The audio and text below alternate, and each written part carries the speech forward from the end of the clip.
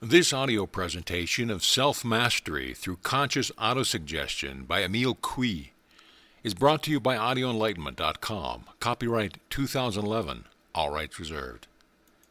Introduction. Suggestion, or rather autosuggestion, is quite a new subject, and yet at the same time it is old as the world. It is new in the sense that until now it has been wrongly studied and in consequence wrongly understood. It is old because it dates from the appearance of man on the earth. In fact, autosuggestion is an instrument that we possess at birth.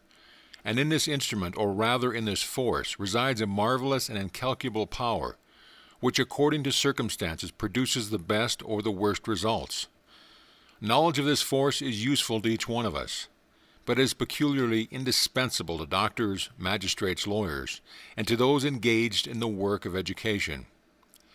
By knowing how to practice it consciously, it is possible in the first place to avoid provoking in others bad autosuggestions which may have disastrous consequence, and secondly, consciously to provoke good ones instead, thus bringing physical health to the sick and moral health to the neurotic and the erring, the unconscious victim of anterior autosuggestion, and to guide into the right path those who have a tendency to take the wrong one.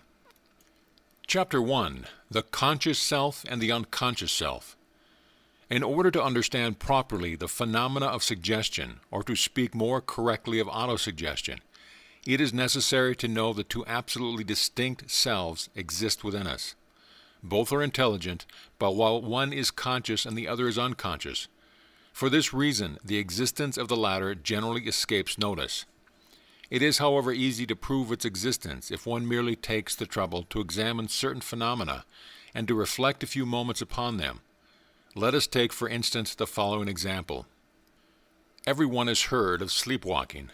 Everyone knows that a sleepwalker gets up at night without waking, leaves his room after either dressing himself or not, goes downstairs, walks along corridors, and after having executed certain acts or accomplished certain work, returns to his room, goes to bed again, and shows next day the greatest astonishment at finding work finished, which he had left unfinished the day before.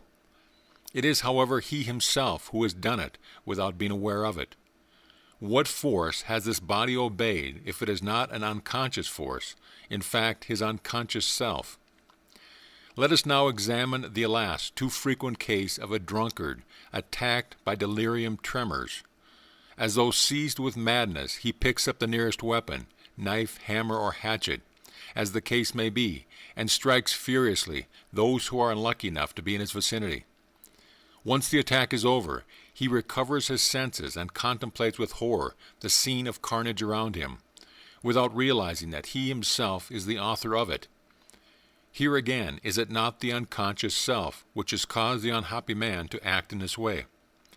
And what aversions, what ills were created for ourselves, every one of us, in every domain by not immediately bringing into play good conscious autosuggestions against our bad unconscious autosuggestions, thus bringing about the disappearance of all unjust suffering. If we compare the consciousness with the unconscious self, we see that the conscious self is often possessed of a very unreliable memory, while the unconscious self, on the contrary, is provided with a marvelous and impeccable memory which registers, without our knowledge, the smallest events, the least important acts of our existence. Further, it is credulous and accepts with unreasoning docility what it is told. Thus, as it is the unconscious that is responsible for the function of all our organs, but the intermediary of the brain, a result is produced which may seem rather paradoxical to you. That is, if it believes that a certain organ functions well or ill, or that we feel such and such an impression, the organ in question does indeed function well or ill, or we do feel that impression. Not only does the unconscious self preside over the functions of our organism, but also over all our actions, whatever they are. It is this that we call imagination, and it is this which, contrary to accepted opinion, always makes us act even and above all against our will when there is antagonism between these two forces. End of chapter.